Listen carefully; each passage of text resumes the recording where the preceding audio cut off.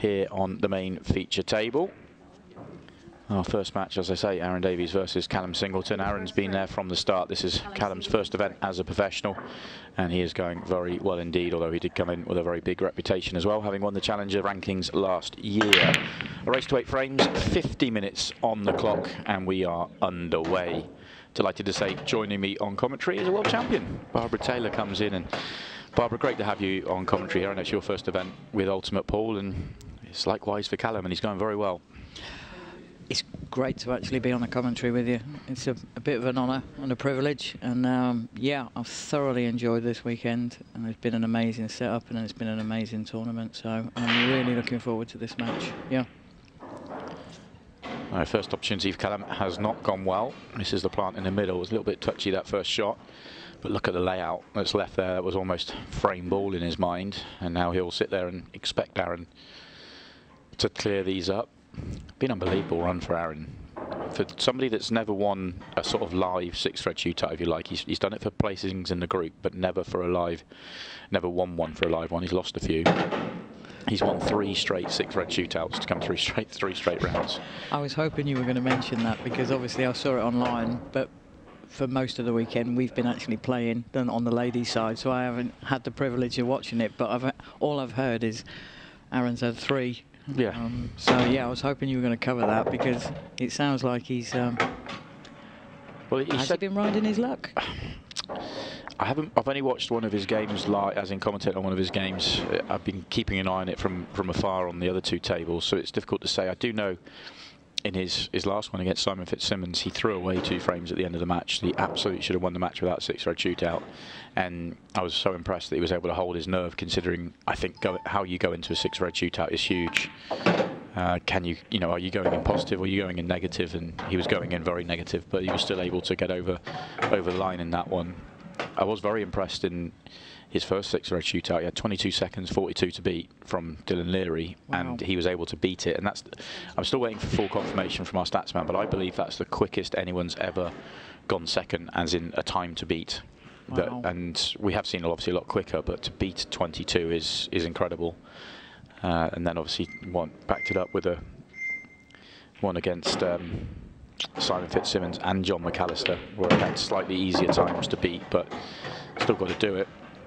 And he did say to me, he came out and did a match on commentary with me after the Dylan match, and he said, what a buzz that was, winning a 6-thread shootout. He said, first of all, I won one, what a buzz. And he's like, he enjoyed it so much, he's done it twice more since. He's getting a bit greedy with them now. Yeah. I'm absolutely dreading it. Yeah. When the time comes. It will happen at some point. I know. It absolutely will. I think that Emma gave you the best advice earlier on. She said just race ahead and just hang on by your fingernails and keep away from it as much as possible. Yeah, definitely. But it's a huge part of the game, and especially now that the Pro Series has been increased to a race to 8 frames rather than 7, it means the match clock it becomes a little bit tighter, and therefore it brings in the clock a lot more. And therefore we have seen a lot more 6-thread shootouts. I think we've probably seen more this weekend than we saw the whole of last season. Really? On the Pro Series itself. We see a lot, obviously, on our other shows, you know, the Champions League pairs and everything else. But in terms of Pro Series, it's a rarity rather than norm, but we've seen a lot more this week. Well, I thought Aaron would run through those fairly comfortably, and he absolutely has. So, very good start for Aaron. Disappointing for Callum in the fact that he had first opportunity in that frame and it was off his break. So he'll be annoyed, but Aaron's been one of those players that you do feel he's sort of paid his dues and he's ready and sort of primed to win a title with Ultimate Pool. He's been so close. He's made a final, he's made a few semi-finals, but yet to break through and get his hands on that trophy. And well, maybe today is the day. Finished last year 13th in the rankings. Very solid season. Any time in the top 16 is very, very solid. And I'll hit the ground running here. And I guess it comes as a little bit of surprise, considering he lost in event 1 8-0 to Liam Dunster. Didn't win a frame. Wow. So was able to put that disappointment out the back of his mind and get back on it. And you say this is Callum's first event. This is his first weekend as a pro, yeah. And yeah, very good run through. I mean, he comes in with a big reputation, winning the Masters at the WEPF World Championships. Yeah. You know, he's won major events, but you know, he's really was fantastic in the Challenger Series last year, winning a title, finishing top of the rankings, and comes in with a big reputation. I think of all the wild cards coming up from the Challenger Series, he was the one that was most talked about. It's one thing being talked about, it's another thing getting through to a semi-final in your first event. There's nothing better to settle you down for the rest of the season as well. Absolutely, and also the ranking points, which don't feel relevant right now, but when we get towards the back end of the season, when there's promotion and relegation and stuff, it really does. It sort of, you know, potentially takes some of that drama away for him, which is what you want. Certainly off to a nice start with whatever happens here, but his focus right now isn't about ranking points or semi-finals, it's about winning the tournament. If you concentrate on that, the rest takes care of itself, doesn't it? Yeah, more often than not. It's a successful break for Aaron to start off the match for his first break.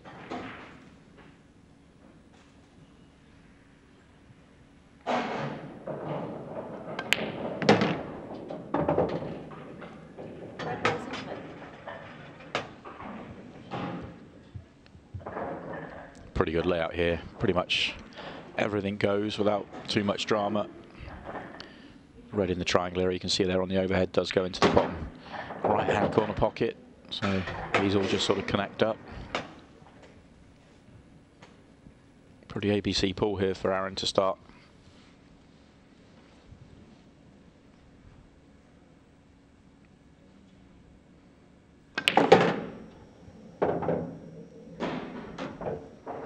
Just needs to make sure that he finishes straight in on that red to the bottom left, which should be easy to do.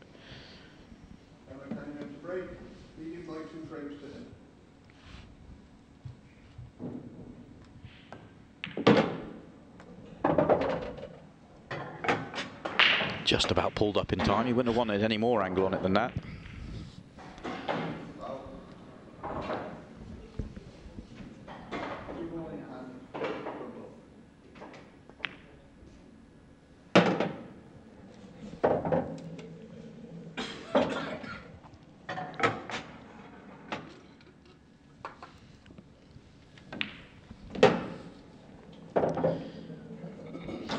He started very assured. He's looking solid straight off the bat, isn't he? Yeah, very confident. I mean, 2 chances that he knows and will feel he should have made, but he made them look very simple. It was never in doubt. Didn't allow anything to come in that could go wrong, and he's very much up and running in this match.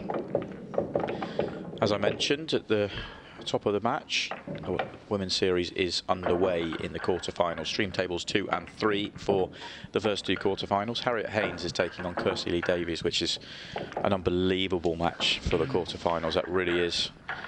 And then Emma Cunningham is taking on Jane Mitchell. 2-0 to Emma, 1-1 in the Harriet Haynes Kirsty Lee Davies match.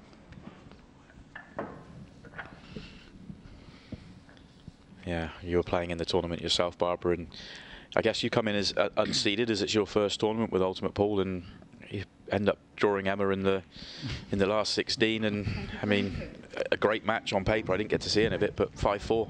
It was a great match, actually. Our matches are always good. Both of us had a great dish, reverse dish. Yeah, little bit disappointed to I broke and cleared and didn't have a great contact, but snookered myself on my last ball, and Emma took him out. So yeah, no, she's we were having a laugh at how much of a shame it was that we had met in the last 16, but it will even itself out over the year. Yeah, well, from now on, you're starting to carry rankings, so you will eventually slide yourself into seeded positions. It will less likely happen, although I don't know where it will exactly land from a last 16 run here, but it will start to take care of itself. But from a purely neutral standpoint, I would have loved to have seen that be a quarter-final, not a last 16, because I'd love to have seen it. Yeah, a lot of the girls actually said that, but there was quite a few people who came down to watch, because we were down at the far end. That's a lovely shot. Oh, disappointed with where the yellow went, though. Deserved better. Yeah. Yeah. But yeah, so hopefully, unfortunately, the top half of the ladies' draw ended up sort of being a little bit loaded. It did, yeah. But at the same time, the strength of the field now, it's been a great weekend so far. Yeah.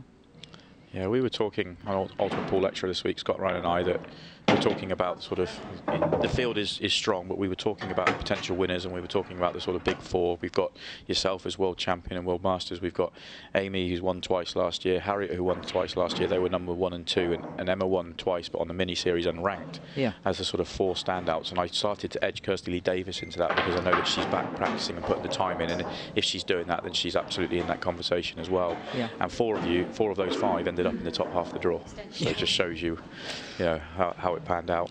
Personally, I blame Emma for finishing 5th. So, no, it's been, like I said, the standard's been absolutely quality this weekend. And some old faces as well, that are, again, like you say, people who are now putting the work in, putting the hours in. Yeah, it's only going to get better.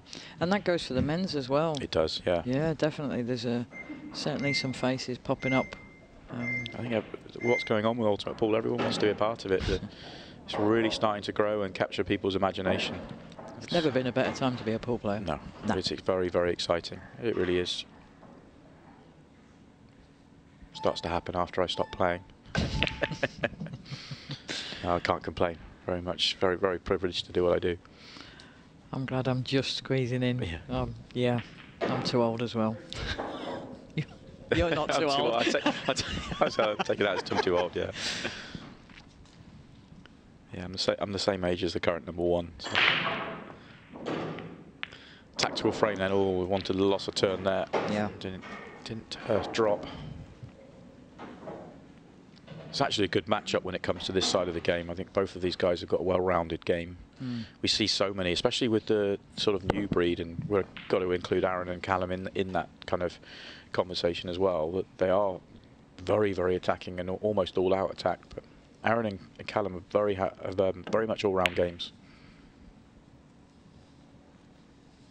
This is actually great for me because obviously I'm still the relative newbie when it comes to the rules, and I have been caught out a couple of times over the weekend. So these type of battles, I think, is just as interesting as watching the break dish, because obviously this is where you can learn that tactical side of the game, because contrary to public belief, there is a tactical side to the game.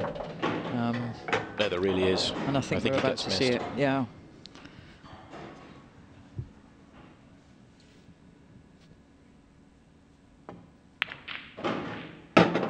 He didn't want that second bump on the yellow. He'd love to have got that cue ball behind the 2 yellows on the left and not leave anything up the table, but job done in terms of got the red off the table, and he's given Aaron a big problem on the bottom end here.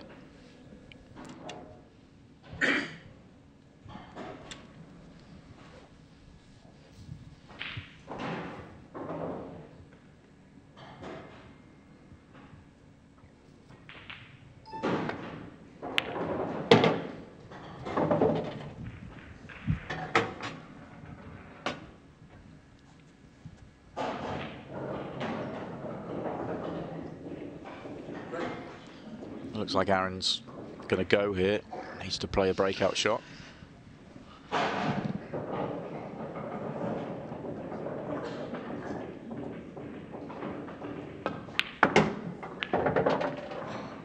Just got the yellow too much. I'd love to have just come inside that a fraction. Not come out at all, really. Can't do much with it right now. Maybe take one of the 2 pots up the table and work his way back down for a double. Now that he's got this deep, he's going to have to keep digging.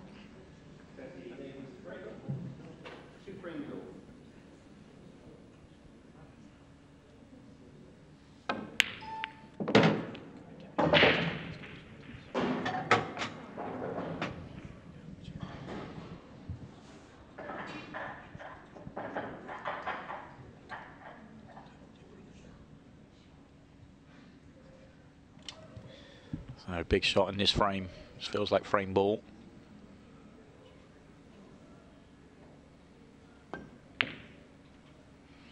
And it's come up straight.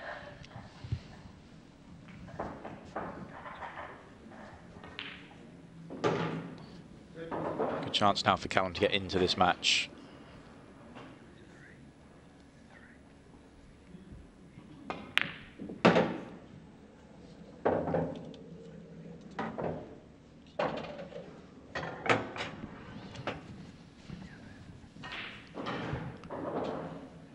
come out really nicely for him.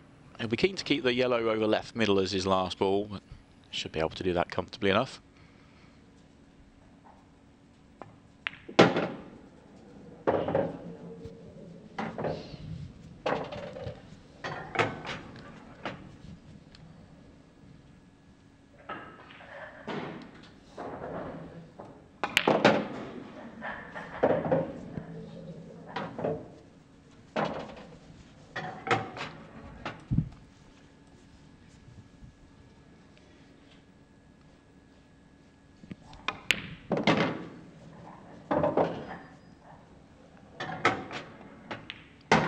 Simple stuff from here. So Callum's going to get into this match. Tactical frame. Aaron had his chances, but couldn't make the double. And it allows Callum to do the rest. So Callum on the board. 2 frames to 1. He trails. Big changes this year. Expanding to 96 professionals means there's a lot more matches to get through to this stage. Good run through for Callum. As we just check in on Emma Cunningham and her scoreline against Jane Mitchell. 3-0, she currently leads. That break's not come out particularly well for Jane. Emma in control of that match at the moment. 21 minutes 30 left for Jane to turn this one around. That's another thing for you to get a feel for, Barbara, is that timed match. 15 seconds, 30 seconds, and the sort of match clock management. Yeah, it didn't go too bad for the first time when we had it at the World Championships. Yeah. But believe it or not, I actually used to play super fast, and then just as I've got older, I've got slower and slower and slower. But yeah, it's nice because I think sometimes, I think most pool players will tell you, the more you think about it, the more you can. So if you go natural, then normally your first instinct is right. Yeah. There are times when you could do with a bit more time, obviously, but I think what's been great with the Women's Series last year was the fact that we got to see, because we're seeing quarterfinals onwards, we're seeing so many more matches, so many more players are getting out there. Got the mini-series as well, and we're in the mini-series, everyone's really getting a go out there in the main arena, and it really is giving everyone the exposure to get used to playing in these sorts of conditions, because, you know, we're notoriously used to seeing, you know, the final go on, and then it's so foreign for whoever's in that final, and it just feels a bit different, whereas now it's becoming the norm for the players. I think obviously the women have never had the type of exposure that they're getting now, but even with the men, you know, when you first start becoming successful, it doesn't matter who you are. Getting used to playing in an arena and an environment that is alien to you, and you have cameras and everything else, it's not even necessarily nerves, it's just getting used to a different environment, and the more you do it, the more natural, and then obviously you can then showcase how good a standard the game is, and that obviously in turn then leads and generates more interest. So yeah, 100%, absolutely. Yeah, it'll be interesting to see how you feel when the end of the year, and how some of the other ladies feel about it. But what a pot that is from Jane. But I think we see it in the pro game now, is that the players have, you know, when they're having to play in the outer arena, it's about getting to the point when they're in the tournament out on the main arena. So it's kind of like almost splits the tournament in two. 100%. So it will become like, you know, you guys have your qualifying, your group stages, and then you have your early round matches, and it's all about getting into that quarterfinals, and then you feel like, okay, this is where it really turns. I'd rather be there all day long. Of course you would. Yeah. Of course you would. You want to be out there. Yeah, definitely. Definitely. Jane, I don't think, is on this red below the 8 ball, so this is... Even if she is, where are you going? Even if she nailed it off of the yellow, which I'm not sure she can see enough of it to be able to do that, she's not getting on that red. Again, it's about just making it as awkward as possible, isn't it, for Emma, I think? Yeah, Emma's got the numbers advantage here, so chance to go 4-0, whether it's in this visit or another, although we do know with Emma she's ultra aggressive. I have been learning that the more balls, it's a complete reversal with the rules. It used to be if you had a few, but yeah, let them go first. Yeah, let them sort of hang themselves, then fall down. Up. Yeah. I think that's a big thing for anybody sort of below the elite level. So any beginners out there, is if you start chasing finishes and miss, you're just going to get picked off. Whereas if you just let your opponent do it, you know, But obviously, once you get to the elite level, then your opponents often get them, so you can't really risk it. I think sometimes the guys spoil us in the sense that it's break dish, break dish, break dish, and people believe that that's how the game is supposed to be played. Well, but you can't do that if you're having to chase it and you're not 100%. For me, it's always about being honest with your level. Is that a finish you're comfortably able to make? If not, you know, what can you do to try and improve your chances? Because chasing a low percentage finish, you know, let's say it's a 10, 15, 20% chance of clearing up. That means 80% of the time your opponent's going to win the frame or should win the frame. So you kind of got to do that analysis.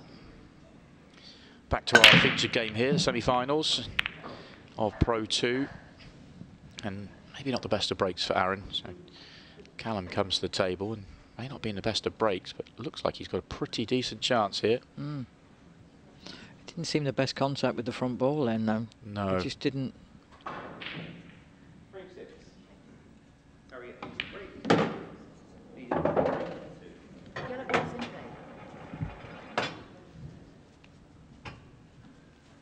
There isn't actually too much to actually do here in sense of a couple of positional shots, but again they're all nice and open. I fully expect Callum to get these. Yeah, I do too. Everything's got a pocket. Everything, it's just connecting them all up.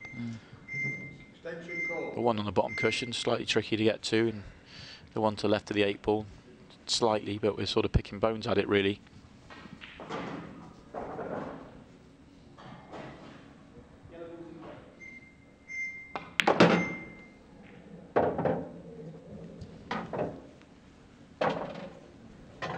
Nice to get here on the first shot.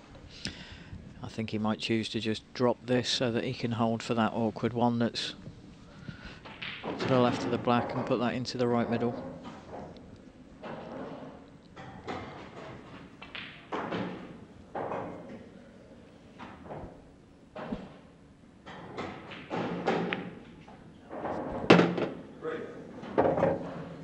Very nice indeed.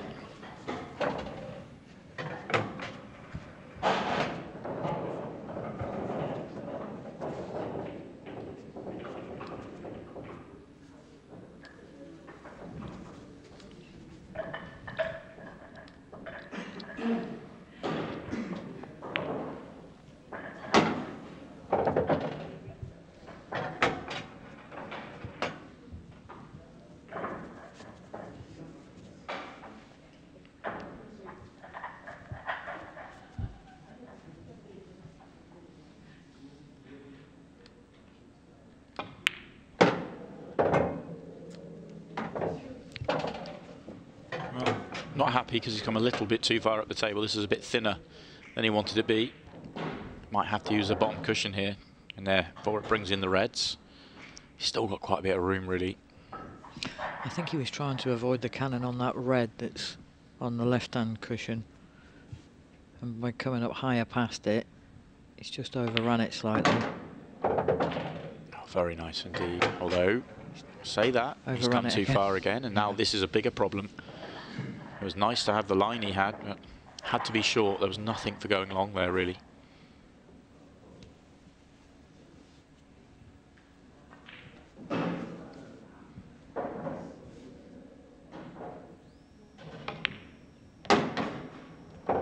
Good line. Could have done with an extra roll of pace there.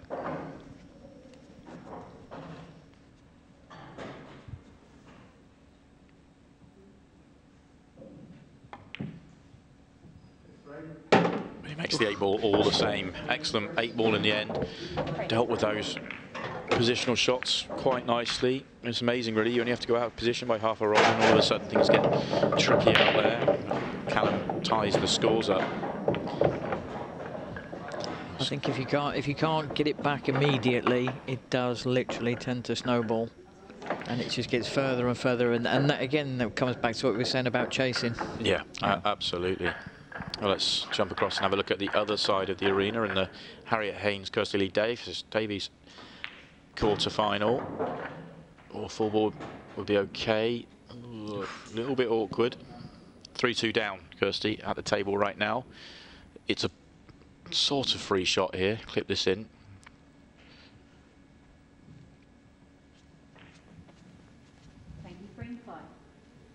Wow, she overcut it. Yeah. But has given Harriet a sort of fighting chance there. Might take a long shot, long odds, kind of double or something like that. I don't think there's much of a safety option available, but she'll just be happy to have that option. You can see them in the background there as we look at a replay of Callum's cut break.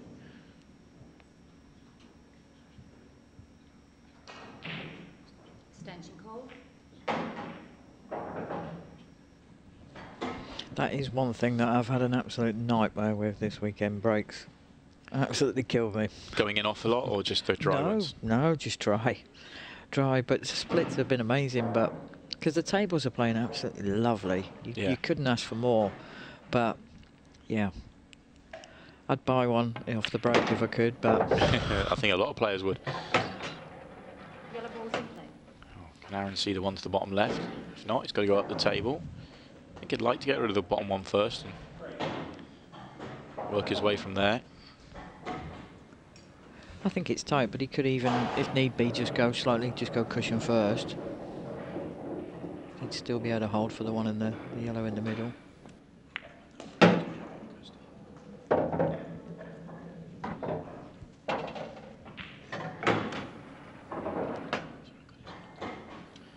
I can tell you that Harriet didn't make that awkward shot, double or whatever she tried to do. Kirsty won that frame, so they're all square at 3-3 now. Emma did win the frame that we last checked in up, and it is 4-0 to Emma. As Aaron misses one to the middle.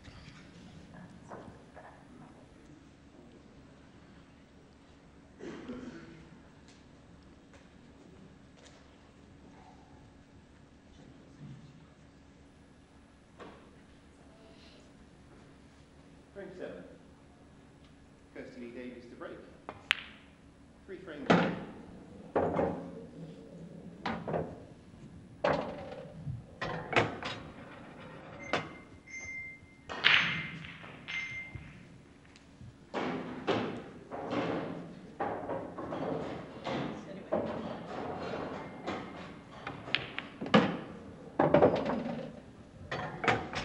Well, bumps that in, but leaves distance.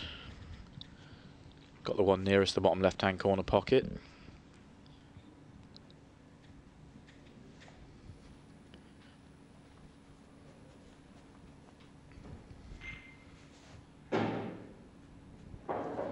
Sort of helps his pattern if he really fancied it, taking the one on the cushion, but I'd be surprised if he does that.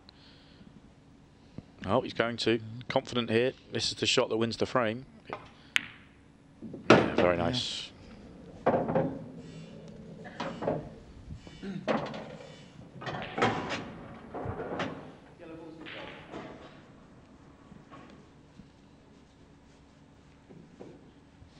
He's almost fallen betwixt and between, hasn't he? It was a great shot in terms of confidence-wise to go for it, but a bit more conviction, just an inch higher, and it just makes the whole clearance a whole lot easier. Looks like he's decided to go up for the one into the middle first, which you can understand. Yeah. He may well have originally planned to go up for this as last ball. Shouldn't cause a problem. The 8 ball's in a pretty good accessible ball point from all 3 of these balls.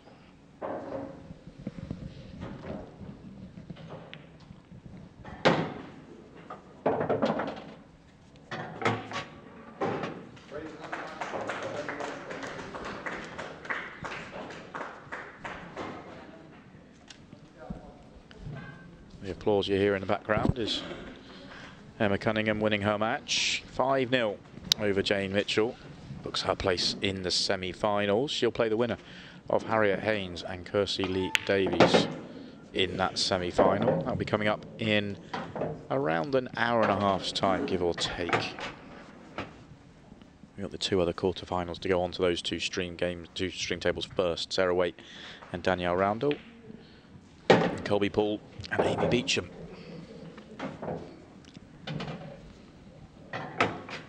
Callum would have preferred not to be hampered queuing, but just about far enough away from the yellow to not to be too much of a problem. Shouldn't miss this one. And doesn't miss this one. Callum gets himself in front. 3 straight frames for Callum. A couple of little errors creeping in for Aaron. Approaching the halfway point in the match. I mentioned before that we've expanded to 96 professionals, which means you have to play a lot more matches now. Callum started off with an 8-6 victory in the last 96 against Usama Moschini, and then a deciding frame victory over Liam White in the 64, and then it started to get pretty tough out there. The man of the moment, hottest man in pool right now, Tom Cousins, he beat 8 frames to 4. And then he managed to beat Rob Warne 7-5 in a match that always sort of looked like it was going to go Rob's way, and he was able to turn it around towards the end, and then beat Craig Waddingham 8 frames to 4. So 3 big wins to at the back end there after a couple of very tight games early on.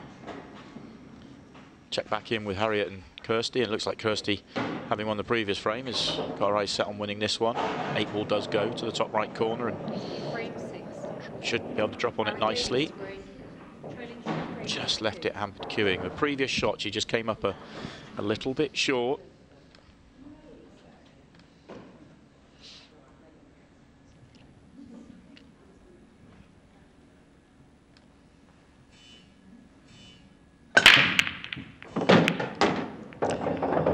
That's better from Aaron.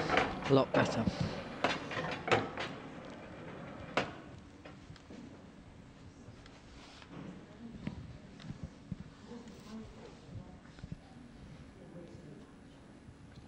Extension called.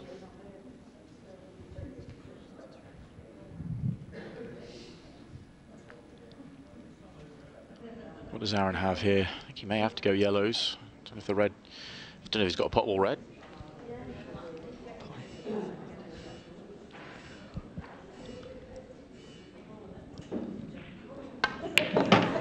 Yellows it is. No real problems with yellows either. One lone one at the bottom, but easily accessible. It's just what he gets on afterwards.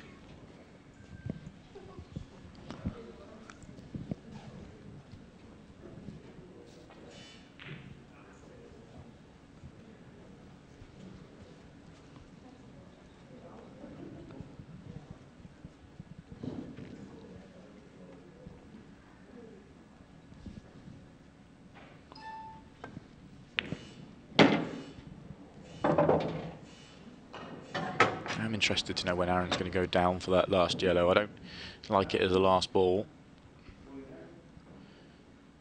I feel he has to leave at least one up the table. He should go down for it now, really. It's perfect. Perfectly on it.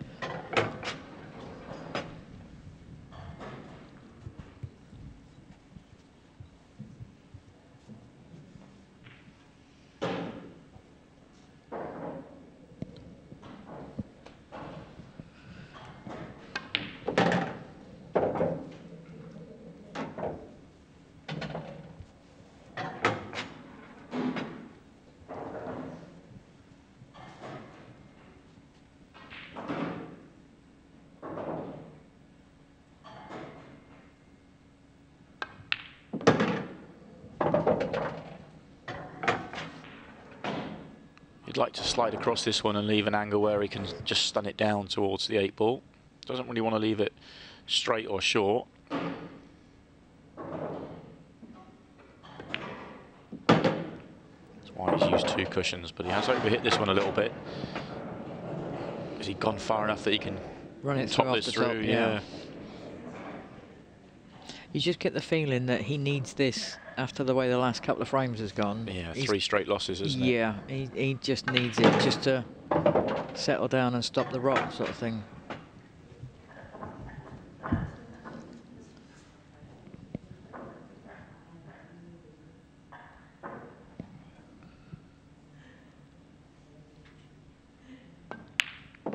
And that will do just that. Frame on the board for Aaron. 3-3. Halfway on this match now. 25 minutes left. 25:33. Out of the 50 minutes we started with. Race to 8 frames. The match clock is, feels going to become a factor. And may well finish, as in someone get to 8, but it's certainly going to be in play and be in mind as we dip back across to the Harriet Kirsty match. Kirsty did miss that 8 ball to the top right corner from hampered queuing, and A few safety shots from Harriet, and she was able to make the counter clearance and win the frame. Get herself 1 frame away from the semi-finals.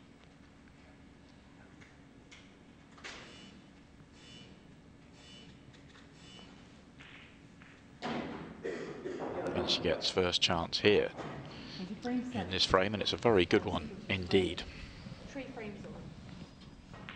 Now back to the feature match on the main table here.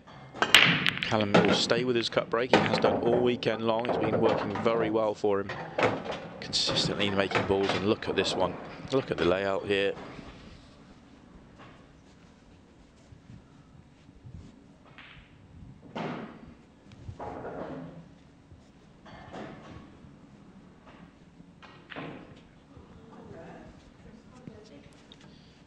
Should be no problems at all with these reds. Really is nothing in the way, and connect perfectly. Red ball's in play.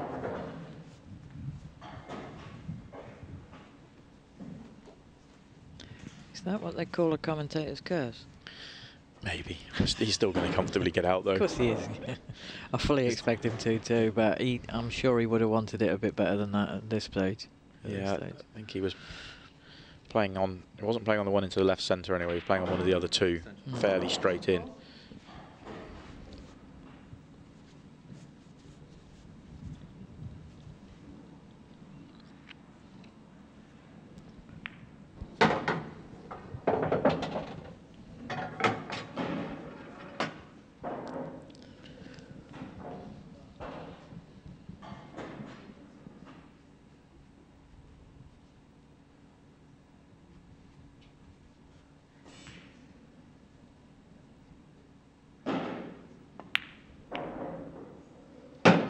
It's a nice shot. Just a nice little dink, yeah. Yeah, just to hold the cue ball straighter.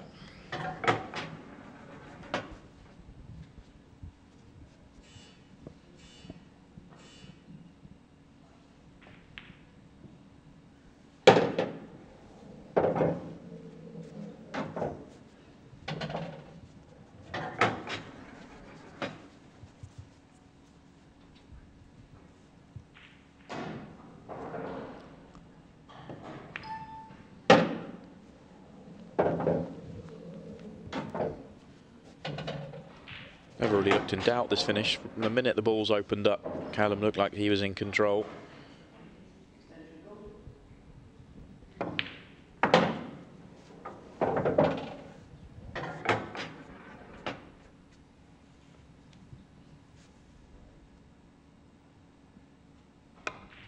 No surprise to see the clearance. Back in front, 4 frames to 3. 4 frames away. As we can hear, Harriet has just won her match over Kirsty Lee Davies. 5 frames to 3. Kirsty had her opportunities in that match, unable to take them. So it will be Harriet Haynes versus Emma Cunningham in the first semi-final of the women's series.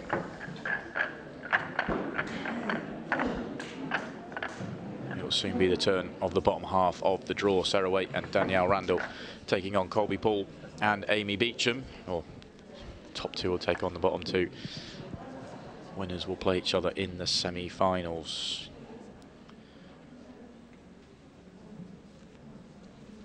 But yeah, I'm looking forward to this to the last quarter-final. I think Colby. The commitment to be flying from Australia 5 times this year to be able to play on the event, but Colby's always been a class player, so it's going to be an interesting match. Yeah. Well, you don't come all that way to lose, do you? No.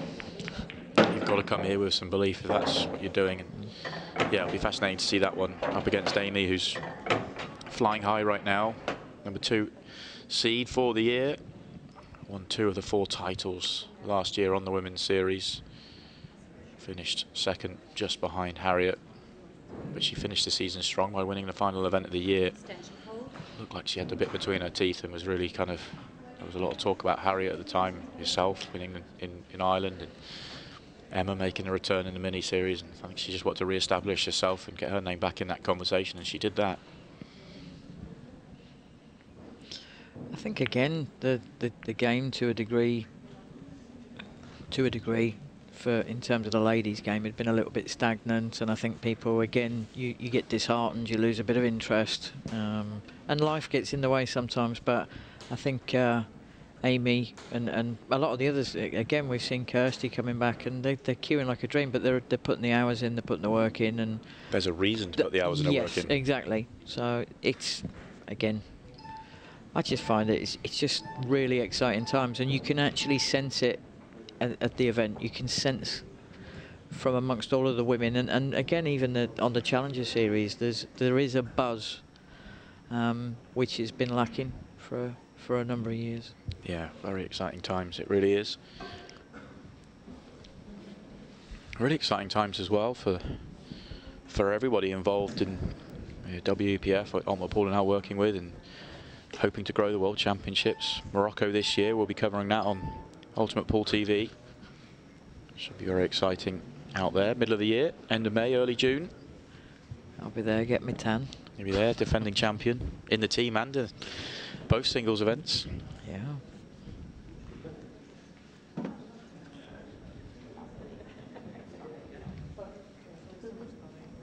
I actually think when sort of talking about the WPF as we're seeing a tactical battle here at a sort of key moment in this match, it's actually been amazing with the WPF adopting international 8-ball rules, aligning with Ultimate Pool. It's been amazing to see quite a few nations now following suit, including the EPA. It's great to see that. It almost feels needed if you want to compete at the World Championships now. I think that was probably part of the logic behind the counties within the EPA, especially in voting. Personally, I actually thought it would have been the start of next year that we went across, and logistically I still think it's been a bit of a nightmare, but because obviously we've got 6,500 members, and it's a quick learning curve required for a lot of players. Very quick, yeah. Because we cover all standards of pool and all age groups and all categories, so there's a lot of people that may never have even played them at all, so trying to make sure everybody's aware of them. Your video helped. That's good to hear. Yeah. Just tried to cover some basics. Yeah, the video, it was very, I think that's very handy for the feedback that we've had after we put it out and we shared it. Was absolutely brilliant, because it's not the same when you're actually reading a set of rules. It sometimes in slightly weird English, trying to kind of make sure, for clarity and stuff, I try and simplify it. So what we're talking about is international 8-ball rules, which is what we play here with Ultimate Pool. And if you want a brief beginner's guide, if you're wondering what's going on out there, then go and check out the Ultimate Pool YouTube channel. There's a rules guide there for you. I go through and cover some of the basics. I think you definitely, I studied them because obviously, as everybody knew at the World Championships, I didn't know the rules. And although I've read them, I still got caught out this weekend, because there's still aspects of the game that you can't, unless you're playing, you actually can't. Well, one of the biggest things is that you've been playing it for a long time, and your kind of instinct takes over, and it's sometimes hard under the pump to really allow that, to remind yourself actually that it's changed. You've got to do something differently. But once you start playing them, regularly and consistently, they are very, very simple to pick up. Well, Aaron's won this tactical exchange. 2 pots away from getting on this 8-ball and tying this match back up. What's the angle like? Doesn't look good from our main camera. Oh no, I think he's. Can you force it? Or it comes straight back through the gap. I think he's got room. Yeah. No, it could just force it back down. Yeah, that was okay. Looked a little bit off straight the wrong way there. Glad it wasn't my eyes. I thought it was as well. Yeah, don't worry. I've been fooled by these TV cameras for a couple of years now, to be honest. And we are all square. Is Aaron hunting another 6-red shootout?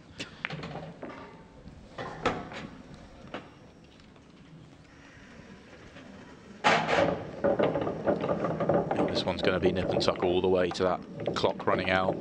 Both players need 4 frames now. We're under 20 minutes available. And the pace this has just gone along is I think there's every chance the clock will come into play and it will stop this match. Wherever the match is, when the clock runs out, that will stop. If it's all square, it's a 6-red shootout. Callum to break off next. Question. Okay. So, in the arena, when you're on the clock, would you say that when the table is open, obviously you don't want to be running around like a lunatic, but obviously it's surely then to an advantage that you quicken up your game so that the clock doesn't become a factor in the 100%. match. So Yeah, that's 100%. I think what we're seeing it more and more, is the players that are 30 seconds a shot is actually quite a long time. Especially, Very long. It is nice time when you need time to think, but once the ball's where you want them. But there's still the players that want to run, walk around, and they've got a natural pace of playing about 25 to 30 seconds.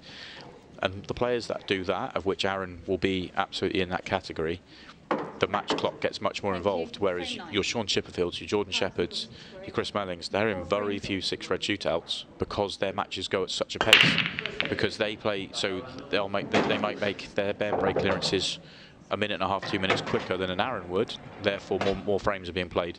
So the advice would be, if they're there, they're open, and yeah, just get on with it. Try and speed up your natural rhythm. Yeah. You may have 30 seconds. That doesn't mean you always have to use 30 seconds.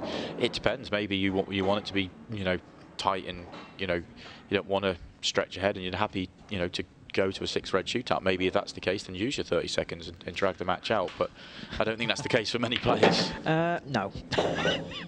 No, I'd definitely say that, that obviously early in visits you often have to do quite a bit of thinking, work out the pattern, but normally, especially with these great players, the last 3-4 pots are just simple stop shots, stun shots, and you can pot them in very quick time. But some players still choose to use the full 30 on every shot, and you do see the differences. And Aaron, he's won 3 straight 6-red shootouts, but it's no surprise to see him in 3 straight 6-red shootouts, because the speed he plays at naturally, whereas, as I say, a Sean Chipperfield, Chris Melling, a Jordan Shepherd just aren't going to be involved in many. I think they're the sort of players that, again, once they're in amongst the balls and they're there and they've already mapped out their route, they just don't hang around. They don't hang around when they're there. They just and annoyingly make it look very easy. Yeah, absolutely. But they normally speed up when it is very easy for them, when it is just stop shots and simple, and just to make sure you've got more time, for when you need it later on.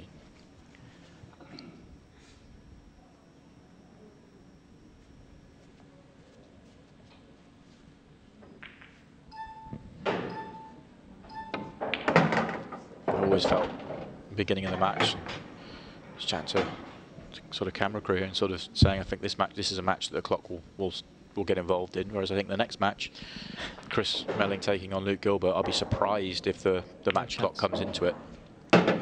It will be, I think a player will get to 8 in that match one way or another.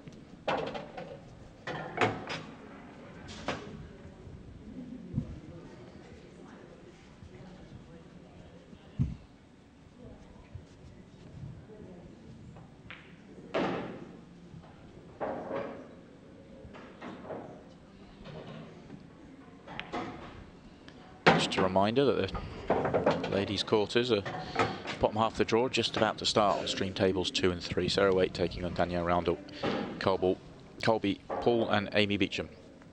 That's 2 and 3 for those.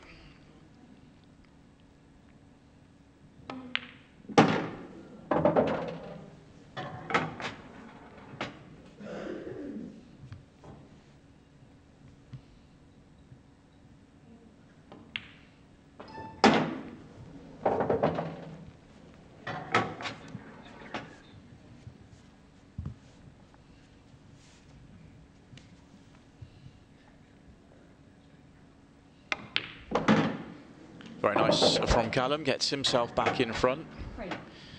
Very few mistakes in this match, opening a couple of frames only, really, ever since then. These guys are just taking out the finishes. 14 minutes 28 left. Callum needs 3, Aaron needs 4. Still think of every chance of a 6-red shootout in this one. Every chance. Aaron loves them now. 3 straight wins in them.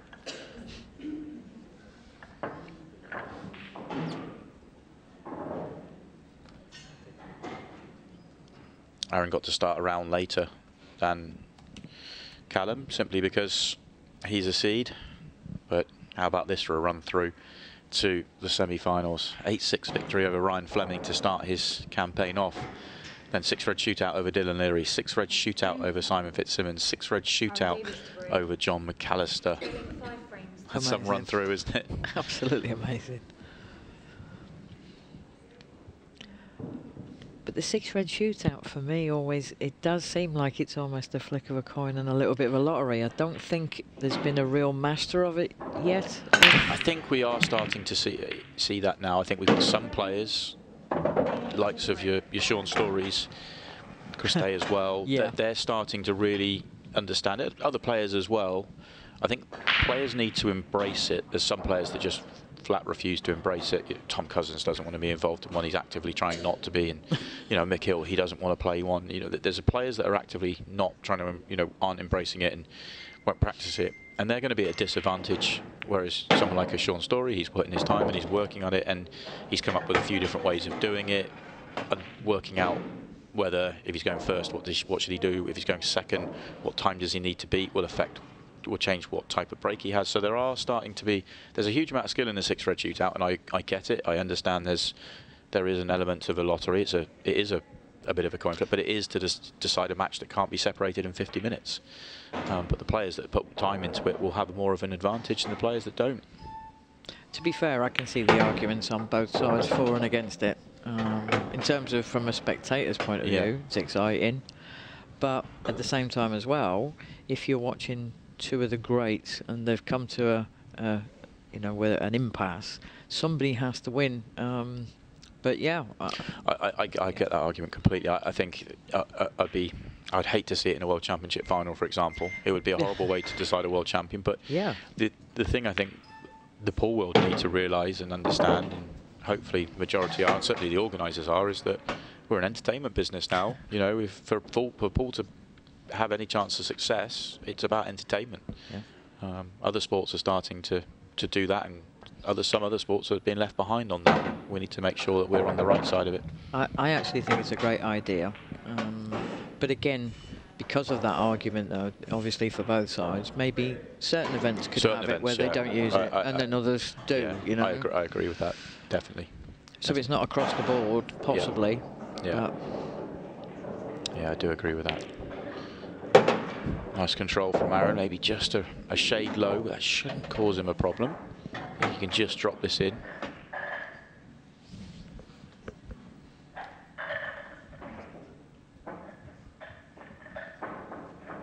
Extension called.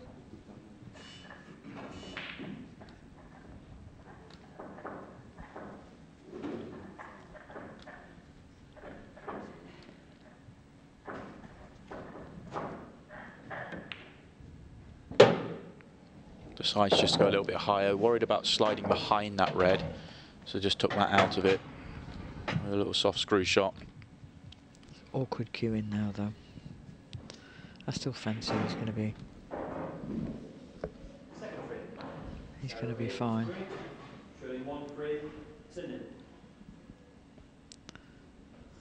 And again, he can squeeze past the black, so that's perfect. Yeah.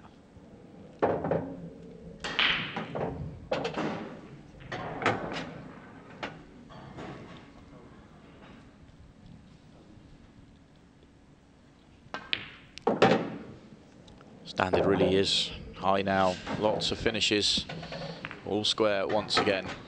I think it's at that point of who blinks first, isn't it? Yeah. And it's at that time in the match where, I think one mistake is gonna, at this point, is gonna be the deciding factor. Yeah, it could well be. It feels like that, definitely. As we go across, we start to check in on the ladies' bottom half of the draw quarterfinals. Danielle Randall at the table, already 1-0 to the good. Chance here for 2-0. The 8 ball doesn't go to either bottom left or bottom right. A little bump onto the yellow may be the order of the day. She could leave a red down the bottom if not, which may have been the better option actually, because this one here means she's going into the other red.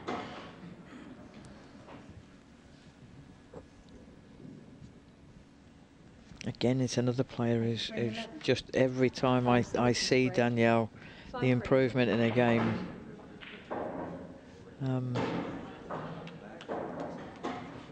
Yeah, definitely. It works very hard off the table, trying to improve. She's, you know, finished 6th in the rankings last year, and sort of talking a lot about the women's series recently in the coming up to this event. She's one of the players you're looking at, and sort of, can she elevate her game and get into that winner's circle and sort of really get amongst the conversation? She's sort of on the fringes at the moment. Obviously a very good player, but improving all the time. Saying that, Sarah Waite, again, she's still continuing, although a bit of a stalwart. She's in the England ladies squad. She's going to be off to Malta next month for the European Championships. And again, and I think that everybody's rising each other's game. Yeah, so it's pushing you. Yeah, everybody's bringing everybody else on. Yeah, the standard is definitely. It was considerably. It was a lot more noticeable this weekend for me than most of the previous events I've been to, where the ladies have all been together. Yeah, it's all sort of pushing each other along. The standards getting higher. I'm going to stick my neck out and probably say it's actually harder to win one of these than it is to win the World Championships.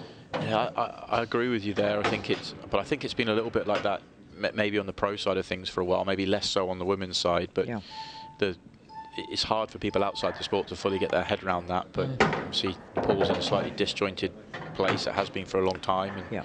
it's obviously what Ultimate Pool are trying to. Ultimate Pool, in conjunction with other organisations like the WEPF, are trying to solve that. So.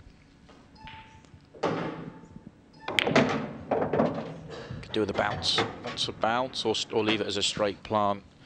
The plant's on, but got to be careful. I think the red's going towards. Going away, isn't it? Yeah. Towards the cushion.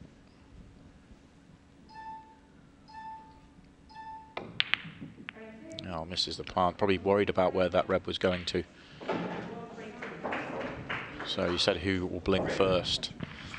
Is it Callum? Aaron, an opportunity to break serve, if you like, for the first time in a while. Since the opening 2 frames, isn't it? I feel like, yeah, I think pretty much. We had a tactical frame in the middle, but yeah, there's been a lot of finishes off the break in this match.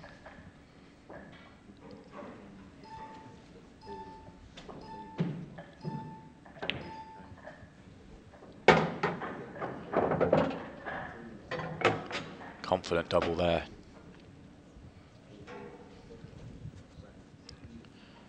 May have hoped for some sort of cover if the double didn't go in, but kind of felt playing that shot he needed to make it. Beeps are coming in thick and fast. Now it's 15 seconds a shot.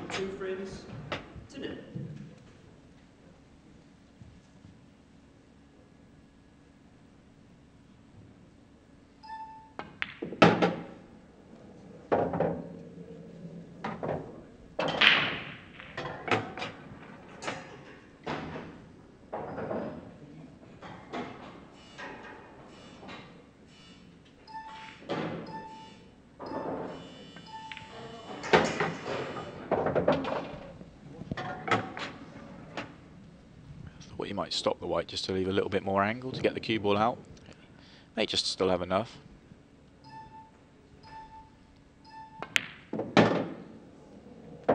Does mean he's leaving the one on the break line to get on the 8 ball. I guess if he gets the angle to come for it on the cushion, he may take it, but I think part of his thinking is the double's there for him. If he gets straight in on this, he'll play the double. I think he would have preferred that ball as his last ball. Yeah, for sure. Easy enough to play on the double, and he is very, very good at doubles. I don't think I've ever seen him miss one. Obviously, I normally only see him on the international side of things, but no. You mentioned the commentator's curse. That's perfect.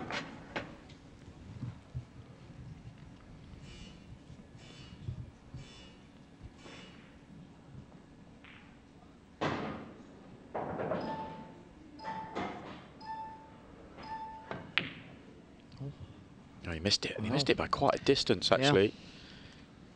Big disappointment for Aaron. There you go, commentator's curse in full force.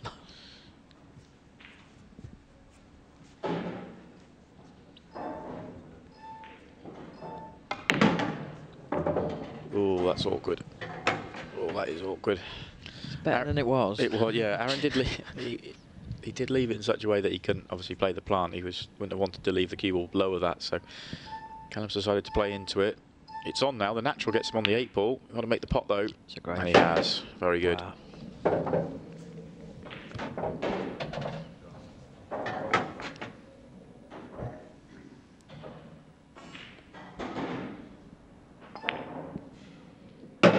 Oh, Callum Singleton gets let off the hook. Aaron had his chance to break serve and get himself in front with the break. Doesn't take it. Callum back in front. Pattern of the match continues. Callum keeps edging in front. Aaron keeps pulling him back. Can Aaron do it again? And we go across the other side and we see the number 2 seed Amy Beecham in action against Colby Ball. 1-0 to Amy already.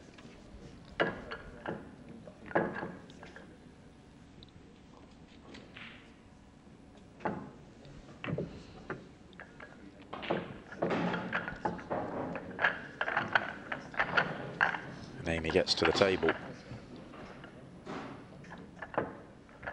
And I do think initially this is where, again, because of the success that Amy and Harriet had last year, for the people, for the players like Colby, who's in their first event, getting used to this type of arena. Don't believe Colby was at the World Championships in I don't think she was, no. So again, that experience playing in in that environment, again, is going to initially keep giving Amy and Harriet the advantage. Yeah, definitely. Also Emma, who's been doing it with the Pro Series for a while as well. Oh yeah. Absolutely, it is, but that's what. And the mini series is fantastic for it as well. It's so many more players are getting that experience now. We've seen that evolution with the pro game. Now we're starting to see it with the women. So going in off for Aaron means that he had his opportunity to break serve in the previous frame. Now Callum has the opportunity to stretch 2 in front with very little time on the clock. It's a pretty good chance. The yellow by the 8 ball's one I look at and think, does that pass? If not, that needs work. Yellow nearest the bottom left-hand corner blocks the one above it. So kind of, this is a little bit awkward.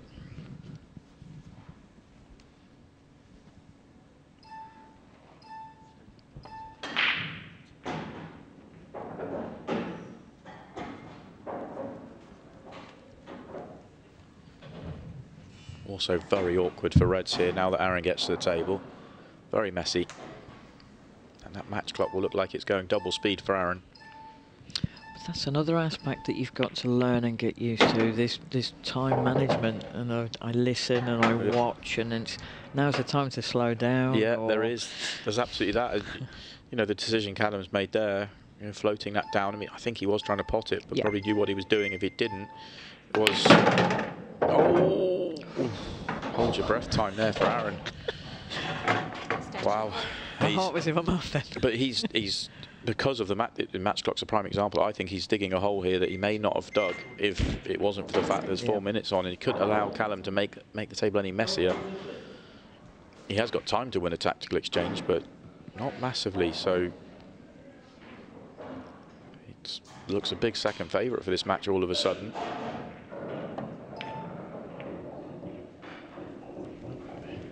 Good news is at least there's a yellow by the 8 ball pocket, so, and he's messed up the left-hand side. So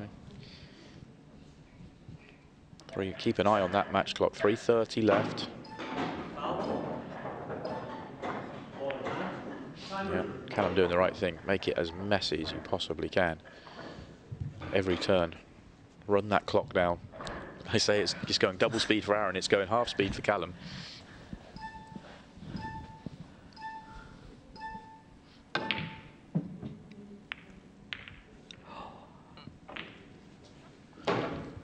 I sort of opened the Reds up without giving Callum a chance to clear, so kind of some good news. But if Callum can play a good snooker, it's bad news. One way or another, he can get behind a yellow here. Touchy shot. Yeah, plays it well. And if Aaron gives cue ball in hand here, he can put short position on the yellow nearest the 8 ball and then work his way around the rest. So this imperative he hits. He has done that. Okay, it still gives Callum a chance to win the frame, but at least it's a trickier chance. And with 2:26 left on the clock, Aaron would get enough time if Callum doesn't clear up here.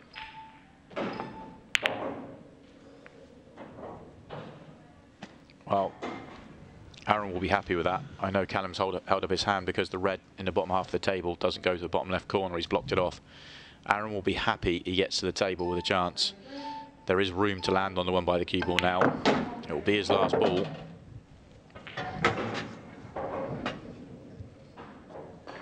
But at least he actually gets an opportunity rather than... Yeah, if Callum makes the plant, he's watching him kill the clock and torture us time and maybe playing a good safety. Oh, Aaron. He was forcing that to try and get better position on the red at the top to be able to come down the table. I thought he could just drop it in and stay on it that way, but he was looking for that angle to really get on that last ball.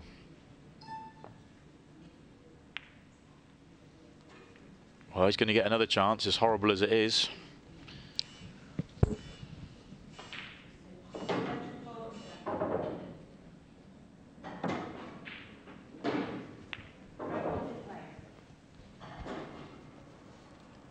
What do you do here if you're Callum? Run. Yeah. But I was just thinking if he pots the open pot and makes it, he probably wins the match. But then you're knocking the red towards the awkward area. So he's just going to go for the safety. Oh, brilliant. It's a brilliant shot.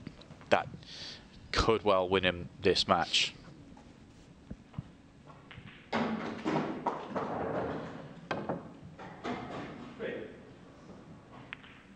It's a good hit. It's a good shot. But look at the clock, 40 seconds left now. Again, he can afford to take on the long pot, top it, run it through. So even if he misses, it doesn't matter.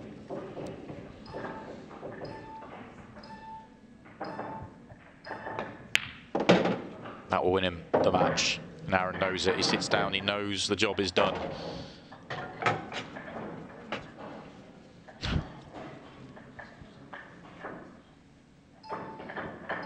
Has been a fantastic match. It really has. It's built and built and built. Really high quality, especially after the first couple of frames. But it is Callum Singleton in his first event as a pro that is going to get himself into the final. Aaron is going to have to wait for another day. It's another semi-final for him. It's another disappointing loss for him in a semi-final, but it is Callum Singleton that books his place in the final.